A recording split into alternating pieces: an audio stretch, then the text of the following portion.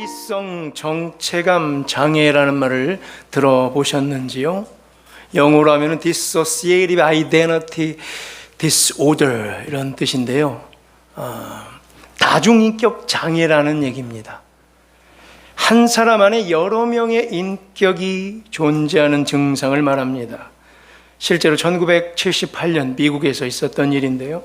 빌리 밀리건이라는 이름을 가진 한 남자가 강간과 강도죄로 체포돼서 법정에 서게 됩니다. 그런데 그의 죄는 다 인정됐지만 그는 무죄로 풀려나게 됩니다. 무죄 선고 받았었던 이유가 그는 24개의 인격을 가진 다중인격 장애인이었기 때문이었습니다. 로버트 스티븐슨이 쓴 지킬 박사와 하이드라는 소설이 있습니다. 어떤 때는 지킬 박사, 어떤 때는 하이드란 얘기예요. 어떤 때는 덕망 높은 학자인 지킬 박사의 인생을 살아가고 또 다른 때는 흉포한 살인마 하이드라는 이름을 갖고 살며 왔다 갔다 다중인격 장애를 보이며 살아가는 사람의 이야기입니다. 시간이 지날수록 이상하게 점점 살인마 하이드의 매력을 더 갖는지 하이드 쪽의 삶이 더 영역이 커지고 그가 출연하는 빈도수가 길어지게 되면서 그는 괴로워합니다. 자기를 점점 더 장악하고 있는 살인마 하이드에게서 벗어나고자 발버둥을 칩니다. 한 사람 안에 두 명의 인격체가 서로 사투를 벌이며 살아가고 있는 것이요. 어떨 때 보면 전혀 딴 사람 같습니다 하는 소리를 듣게 되는 경우가 우리에게도 종종 있습니다. 자, 우리 안에도 동시에 두 사람이 살고 있습니다. 한 사람은 겉사람. 이 겉사람은 크로노스라는 인간의 달력을 넘기며 살아온 인생이에요, 지금까지. 또 한 사람은 속사람. 카이로스라는 하나님의 시간, 하나님을 만나 영의 시간으로 살아온 인생을 말합니다. 겉사람은 잘 보입니다. 눈에 잘 띕니다. 그러나 속사람은 감추어져 있어서 잘 보이지 않습니다. 내 안에 있는 겉사람과 속사람은 서로 나를 장악하려고 씨름을 벌이고 있습니다. 영적 전쟁의 사투가 벌어지고 있는 현장이 바로 나입니다. 우리 각자다. 오늘 읽었던 고린도후서 4장 16절을 보면요, 이렇게 우리는 알 수 있어요. 예수 안에 있는 자들에게는 겉사람은 점점 낡아지나 속사람은 날로 새로워진다. 우리에게도 그대로 될 줄로 믿습니다. 점점 신앙의 연수가 쌓일수록 겉사람은 점점 낡아지고 속사람은 날로 새로워지기를 간절히 축원합니다. 어제 은퇴식이 있었죠. 은퇴하시는 분들을 보면 알 수 있습니다. 대반에 제가 알아볼 수 있습니다. 겉사람은 분명 점점 낡아지는 게 보입니다. 나이가 들어 허리가 굽게 되고요, 머리가 듬성듬성 빠지게 되고 다리에 힘이 없어 보입니다. 그러나 속사람은 오히려 날로 새로워지며 속의 영은 맑아지며 더 강해진 모습을 우리는 은퇴식에 볼 수 있습니다. 나이가 들수록 그런 거예요. 오히려 지혜가 점점 출중해질 것이고 영은 더 맑아질 것이고 인내와 자비와 오래 참과 관용은 충만해지게 되는 거죠. 두 인격체 사이에서 벌어지는 영적 전쟁을 승리로 잘 마친 모습으로 멋지게 은퇴하는 이들의 모습을 우리는 어제 볼 수 있었습니다. 자, 우리 각자 스스로는 어떻습니까? 겉사람이 더 많이 활동합니까? 속사람이 더 많이 활동합니까? 겉사람은 예수 믿기 전 세상에 심하게 반응하며 살던 그 사람, 속사람은 예수 그리스도를 믿고 말미암아 거듭난 새 사람입니다. 자, 다시 묻겠습니다. 내 모습에는 겉사람이 더 많이 출현하든가요? 아니면 속사람이 더 많이 출현하든가요? 출연료를 내야 돼요. 속사람이 더 많이 나타나든가요? 겉사람이 더 많이 나타나든가요? 오늘 계속해서 자기 자신에게 물어보시기를 바랍니다.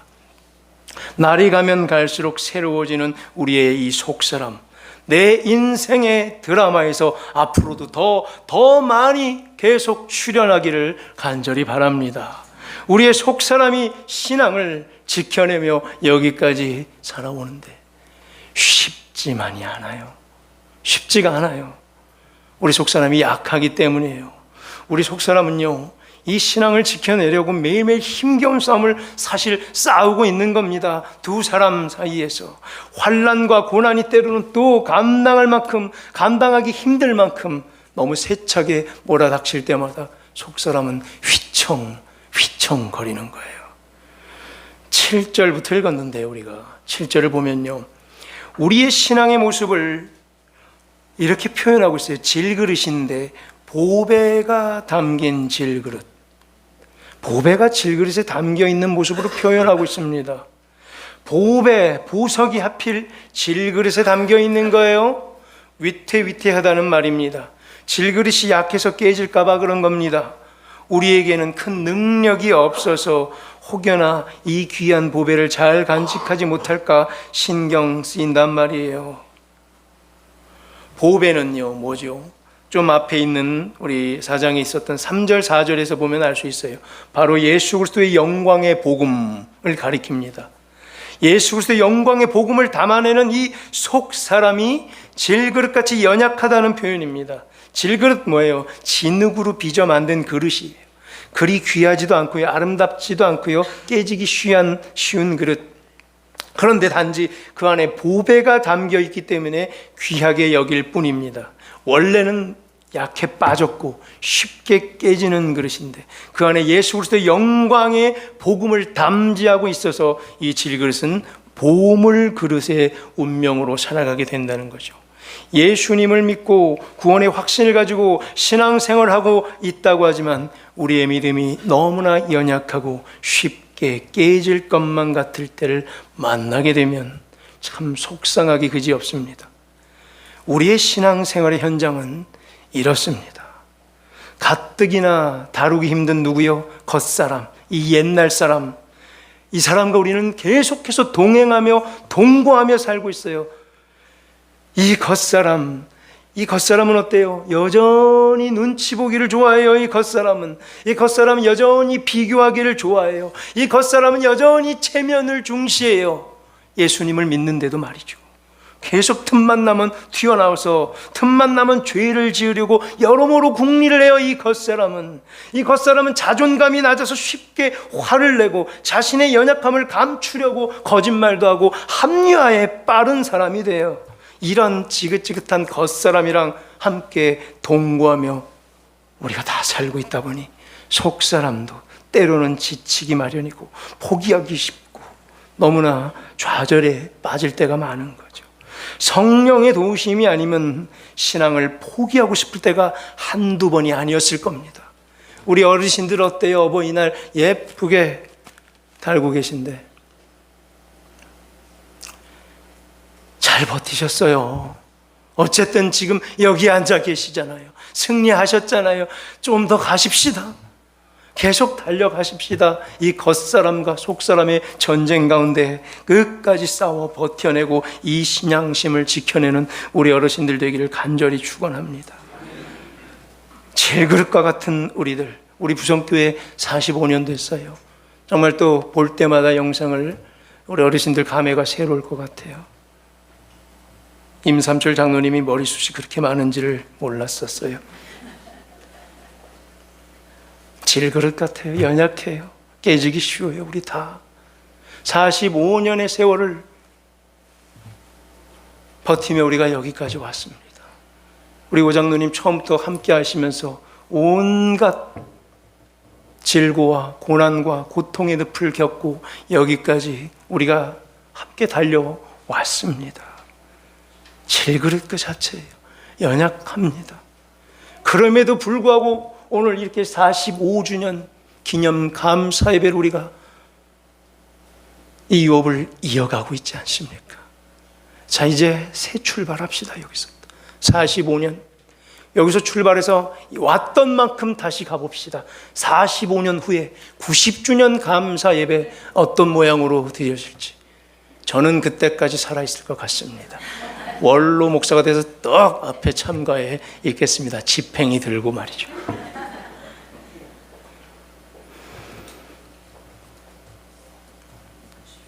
이 질그릇과 같은 우리의 여정 하나님께서 동행하사 우리가 여기까지 왔습니다. 이 겉사람과 속사람의 전쟁, 겉사람과 지긋지긋하게 싸우는 것만이 다가 아니라 더 큰 문제가 우리에게 있어요. 오히려 지금부터 시작인 거예요. 8절부터 보세요. 아이고, 겉사람이랑 씨름하며 신앙생활하기도 지겹고 힘들고 버거운데 8절에 보니까 뭐예요? 주변이 우리를 가만히 놔두지 않는다는 거죠. 사방이 우겼어. 답답한 일, 외부로부터 이런 것들이 쑥쑥 밀려와 이 연약한 가뜩이나 질그릇 같은 신앙의 여정에 불쑥불쑥 찾아 우리를 괴롭힙니다. 깨뜨려 버리려고 해요. 9절에 박해, 거꾸로 뜨림, 10절에 죽음, 11절에 죽음, 12절에 사망, 이러한 일들이 신앙생활하는 가운데 쭉 깔려 있는 거예요. 45년간 우리 그러고 온 거예요. 정말 신앙생활 관두고 싶게 하는 일들이 계속 생겼을 거예요. 참았어요. 45년 동안. 정말 교회를 떠나고 싶게 하는 순간과 사건들이 끊이질 않았을 거예요. 그래도 여기 계셨고 오늘 이 영상을 보셨어요. 45년 동안 믿음, 그래도 이 부성교회에 지켜냈어요. 여기서 받은 직임, 여기서 내가 받은 세례 끝까지 지켜내며 여기까지 오신 거예요. 잘하셨어요. 그거면 되는 거예요. 세상이 우리를 그대로 내버려 두지 않아요. 상황이 우리를 자꾸만 이상한 방향으로 몰아갔죠. 뜻은 아니었고 원은 아니었고 의도도 아닌데 이상하게 상황이 우리를 몰아가요.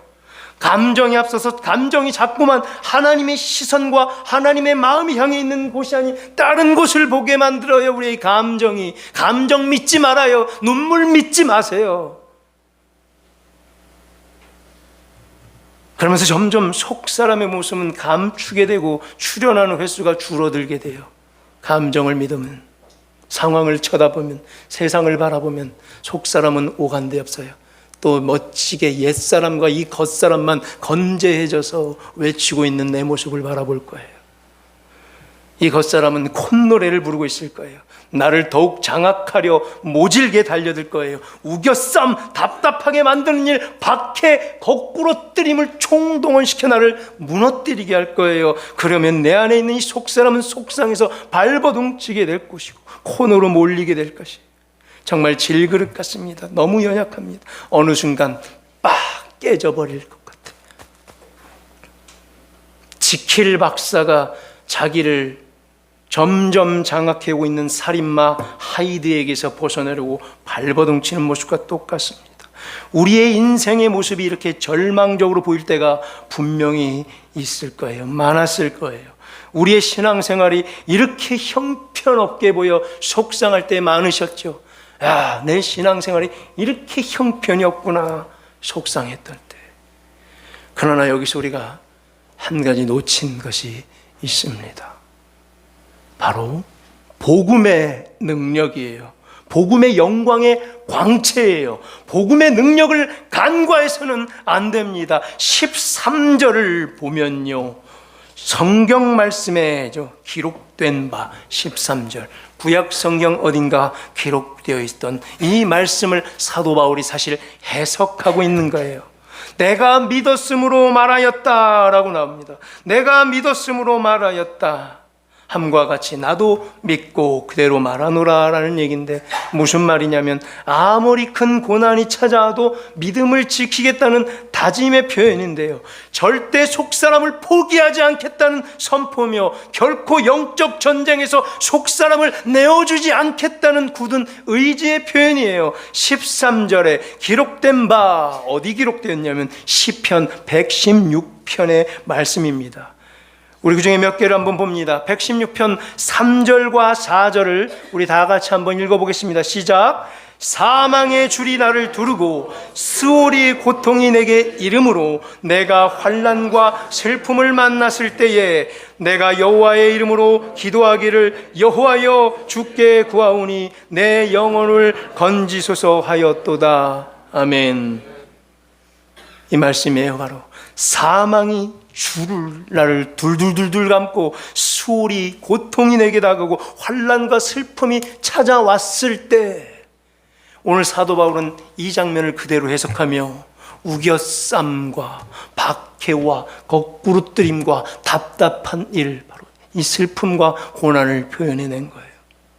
그럼에도 불구하고 116편 10절을 보게 되면 내가 크게 고통을 당하였다고 말할 때에도 그때에도 나는 믿었도다라고 시인은 의지를 표현합니다. 마지막으로 18절에 우리 함께 읽어봅니다. 내가 여호와께 서원한 것을 그의 모든 백성이 보는 앞에서 내가 지키리로다. 아멘. 내가 약속했고 내가 서원했던 것을 모든 백성이 보는 앞에서 내가 반드시 끝까지 지켜내리라. 내 속사람을 반드시 끝까지 지켜내리라. 공동체 앞에 선포하고 있는 거예요. 우리 어제 직임 받으신 분들, 죽을 때까지, 예수님 오실 때까지 이 직임 이 자리에서 지켜내시기를 소망합니다. 공동체 앞에 선포하는 거예요. 모든 백성이 보는 앞에서, 하나님 앞에서 내가 그걸 끝까지 지킬 것이다. 중간중간에 사방에서 우겨쌈이 올 것이고, 당장 이 직임 버리고 싶은 마음이 굴뚝같이 생길 것이고, 답답한 일, 이해가 안 되는 일이 수천 가지가 생길 것이고, 45년을 달려오면서 여러분들 잘 아셨을 거예요. 박해와 온갖 고통과 심지어는 거꾸로 때리는 일까지 당하게 될 거란 얘기예요. 그럼에도 불구하고 끝까지 이 믿음을 지키겠노라. 내가 맡은 이 책무를 지키겠노라. 이 직분을 지켜내겠노라. 어디서 이 사람 이런 힘이 나오는 걸까요? 어디서 이런 신앙의 용기가 나오는 걸까요? 상황을 봐서요? 감정을 믿어서요? 절대 나올 수가 없습니다. 질그릇이라니까요. 질그릇. 아무 힘이 없는 질그릇. 툭 하면 깨지려고, 나는 제발 한번 툭 쳐주세요. 팍 무너지게. 이게 우리라는 거예요. 어디서 그런데 이런 강력한 신앙의 용기가 나오는, 신앙은 용기예요. 신앙은 의지예요. 신앙은 의리예요. 의리로 표출이 돼야 되는 거예요. 질그릇 같은 연약한 신앙이었지만 그 안에 뭐가 있어서 예수 그리스도의 복음이 들어있으니 하나님의 크신 능력을 보게 될 것이라는 말입니다.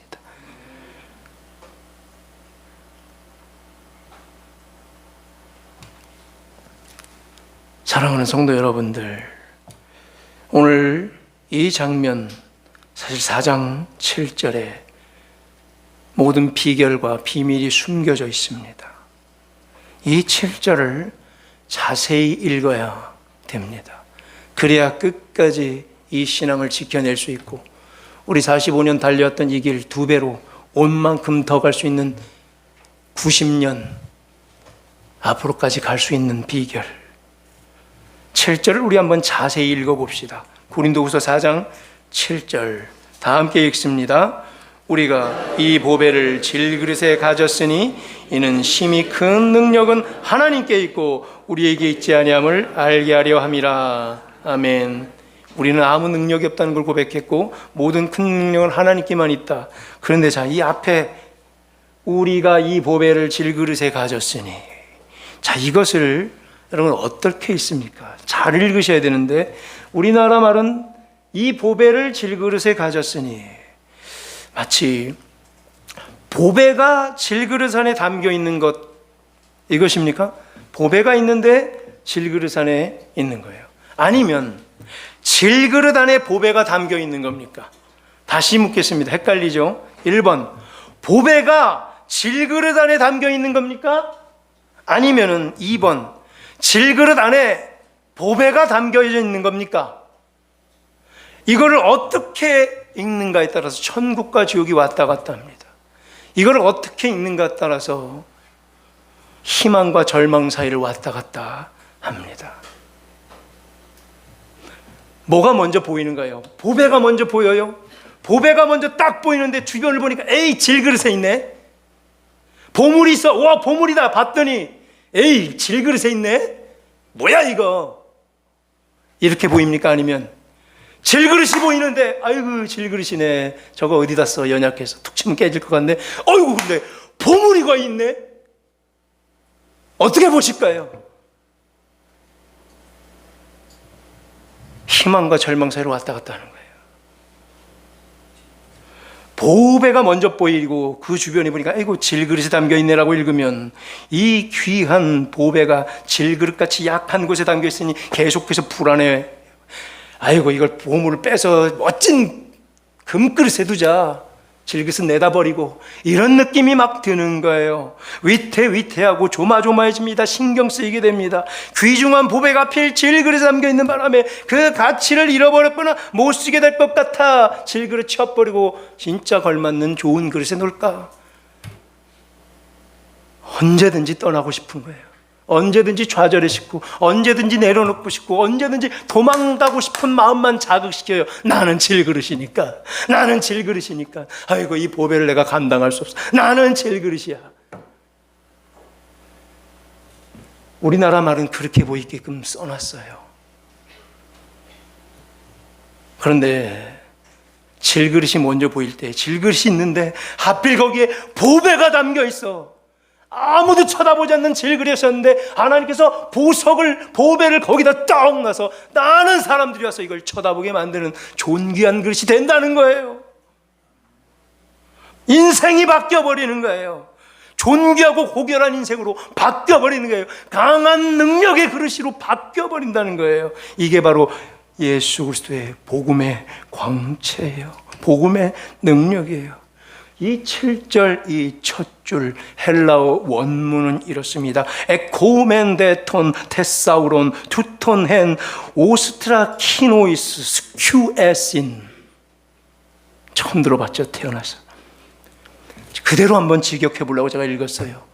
이렇게 써 있어요. 이렇게 질그릇 안에 뭐가 먼저 보인 거예요? 질그릇 안에 보배가 담겼으니. 원문이에요. 이게 우리라는 이 질그릇 안에 보배가 담겼으니 라고 번역이 됐어야죠. 인생이 바뀌는데 그러면 질그릇 같은 연약한 신앙이었지만 그 안에 예수 그리스도의 복음이 들어있으니 하나님의 크신 능력을 맛보며 살 것이라는 얘기예요. 이제 말씀을 맺겠습니다. 우리의 인생이 비록 깨지기 쉬운 연약한 질그릇 같지만 그 안에 보배가 담겨 있으니 하나님의 큰 능력이 함께할 줄로 믿습니다. 이 보배는 예수 그리스도 복음의 능력이에요. 8절에서 사방으로 우겨싸움을 당하지 않아 쌓이지 않게 된다는 얘기. 답답한 일을 당해도 낙심하지 않게 될 줄로 믿습니다. 박해를 받아도 버림받지 않고 거꾸로 뜨림을 당하여도 망하지 않을 줄로 믿습니다. 내 안에 질그릇 신앙, 질그릇이 먼저야 나밖이고요. 거기 하필 복음의 능력의 광채가 여기 빛나고 있기 때문입니다. 그 광채가 우리를 사망에서 생명으로 옮겨다 준 것이고 겉사람과 속사람의 이 심한 갈등과 다툼과 이 영적 전쟁 가운데 수없이 관두고 싶고 포기하고 싶을 때 그럼에도 불구하고 낙심하지 말게 위로하고 있는 거예요. 세상에 주는 방식, 사방의 우겨쌈, 답답한 일, 이해 안 되는 일, 박해와 괴롭고 거꾸러지는 일 우리 다 겪어보지 않았습니까? 45년 동안 겪지 않았습니까? 최근 또 몇 년간 극심한 거꾸러뜨림과 답답한 일과 우겨쌈을, 박해를 우리 당하지 않았습니까? 그 가운데 복음의 능력 붙잡읍시다. 나는 질그릇이 연약하지만 거기에 복음의 능력이 있기에 내가 그 복음을 소유하고 광채가 이미 빛나고 있기에 밖에서 볼 때 이 광채의 눈이 멀어 우리를 존귀한 자로, 능력 있는 자로 우리를 보게 될 줄로 믿습니다. 내 안에 끊임없는 이 싸움, 겉사람은 우리의 신앙의 연수가 더할수록 점점 낡아지며 옛사람은 점점 사라지게 되기를 주의 이름으로 축원합니다. 반면에 우리의 속사람은 날로 새로워지고 강해지고 믿음의 장성한 분량 앞에서는 귀한 질그릇, 보배를 담지한 아름다운 복음의 전파의 그릇들 다 되기를 주의 이름으로 간절히 축원합니다.